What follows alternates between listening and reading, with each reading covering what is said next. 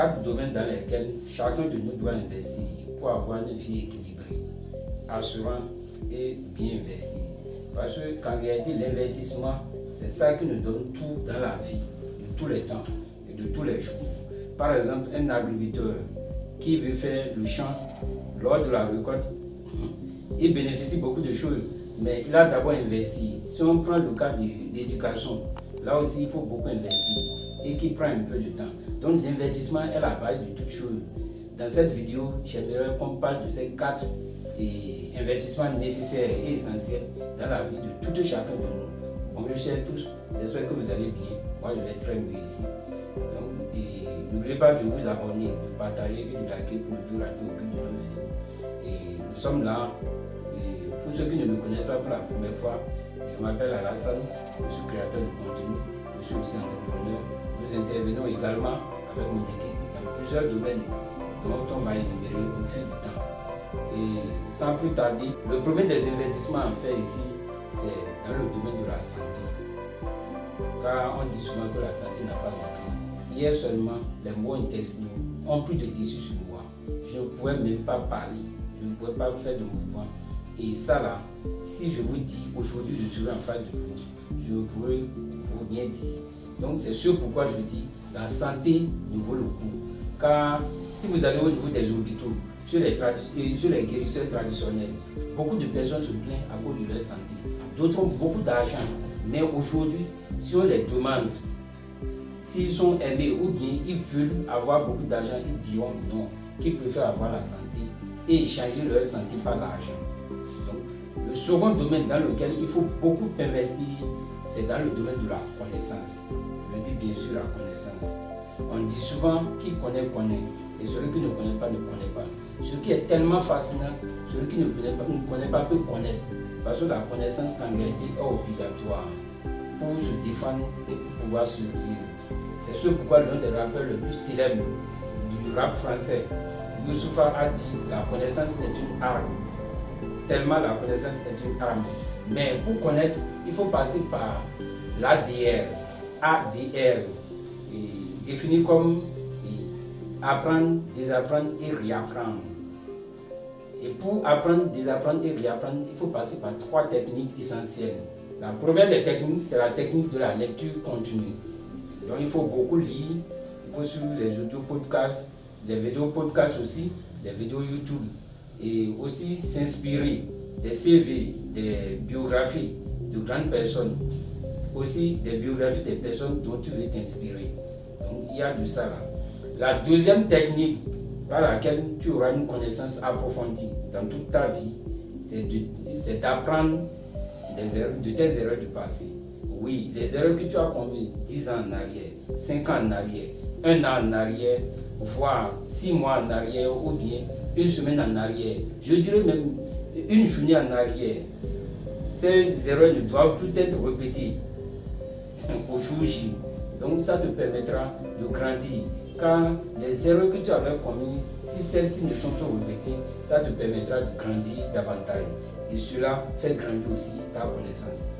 La troisième technique par laquelle tu auras la connaissance tellement approfondie, je dirais, c'est la technique de s'entourer de très bonnes personnes. Comme l'a dit Jim Rohn, il faut s'entourer et tu as la moyenne de 5 personnes qui t'entourent. Donc si tu côtoies 5 pauvres, le 6e pauvre c'est toi. Si tu t'entoures de 5 riches, le 6e riche c'est toi. Et de même, si tu t'entoures de 5 connaisseurs, le 6e connaisseur c'est toi. Et si tu t'entoures également de 5 ignorants, le 6e ignorant c'est toi. Le troisième des domaines dans lequel il faut beaucoup investir pour avoir l'équilibre dans ta vie, l'équilibre nécessaire dans ta vie, c'est dans le domaine qui engendre ou bien qui génère de l'argent. Oui, on dit souvent celui qui a l'argent a le pouvoir et celui qui a le pouvoir contrôle le monde. D'autres disent même celui qui a l'argent dicte les lois. Oui, bien sûr que ça. Pour la petite anecdote, dans ma grande famille, on avait un monsieur qui s'appelait Elad. Moi, il était tout petit, je ne savais même pas ce qu'on appelle Elad.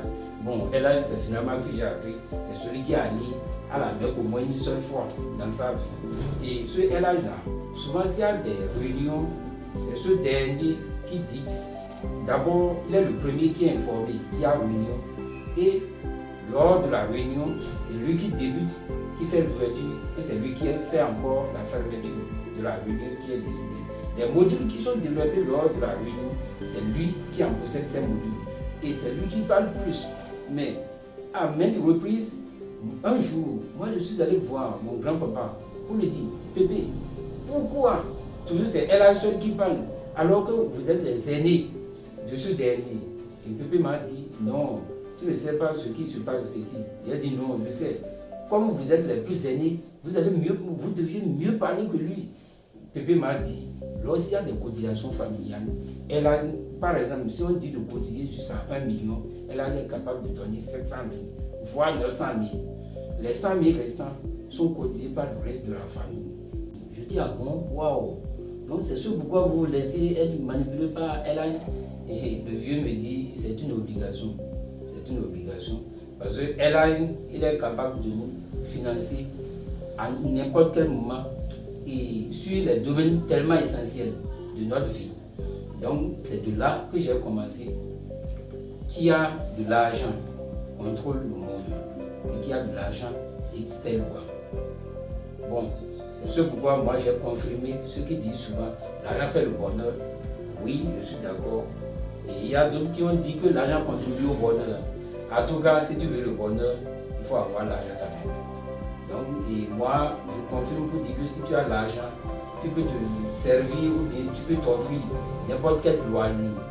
Tu peux t'offrir des vacances, de quitter d'une ville à une autre ville, d'un pays à un autre pays. Pourquoi pas d'un continent à un autre continent?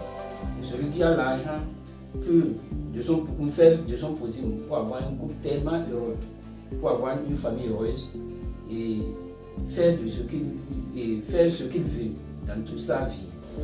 Le quatrième domaine sur lequel chacun de nous doit investir pour avoir une vie équilibrée, je dis tellement très très important, très très essentiel sur le quatrième domaine, c'est dans le domaine de l'introspection. L'introspection qu'on peut appeler encore la connaissance de soi-même. Oui, se connaître soi-même, c'est plus important que toute chose dans ce monde. Dans l'univers, dans le cosmos, c'est plus important. Se connaître soi-même, c'est ce pourquoi l'un des philosophes les plus influents de l'Antiquité et dont la philosophie vit juste maintenant, Socrate a dit connais-toi toi-même. C'est très important. Cette phrase n'est pas tombée dans les oreilles des sourds. Beaucoup de personnes ont compris cela. Et maintenant, l'introspection, qu'on appelle encore la connaissance de soi-même, inclut en elle l'auto-observation, qui consiste à s'observer soi-même, et l'auto-évaluation, qui consiste à s'évaluer soi-même. Ce qui permettra, l'introspection permettra à un individu de comprendre la compréhension qu'il a de lui-même. Oui, bien sûr. Donc l'introspection va lui permettre de comprendre tout ça. Et ses propres caractéristiques psychologiques, de même que ses propres traits, ses forces, ses faiblesses, ses émotions, ses pensées et ses motivations. Donc l'introspection est à l'origine de tous ces éléments. Et maintenant c'est très capital parce que là, tout est concentré sur toi-même. Donc, et non sur autrui. Souvent on observe les gens parlent d'autrui. Au lieu de parler de soi-même pour se comprendre davantage et se permettre de parler d'autrui. Récapitulons très rapidement les 4 domaines dans lesquels chacun de nous doit investir pour avoir une vie équilibrée de tous les jours et de tous les temps. Et le premier des domaines, c'est dans le domaine de la santé.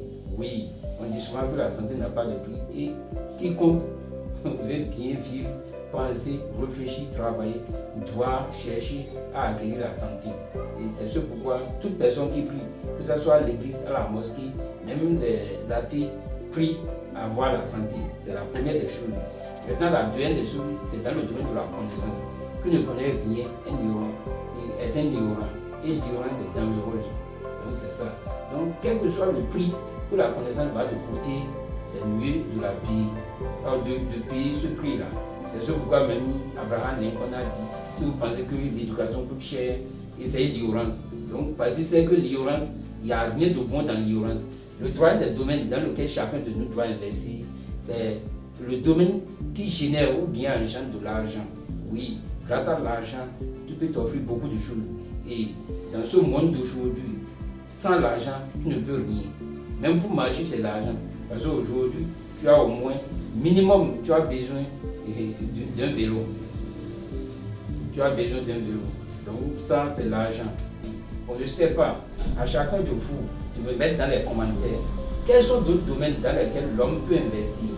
Une personne peut investir pour avoir une vie équilibrée et épanouissante. Donc j'aimerais que vous m'écriviez ça dans les commentaires. Mais cherchez une chose, l'optimisme est le début de tout ça.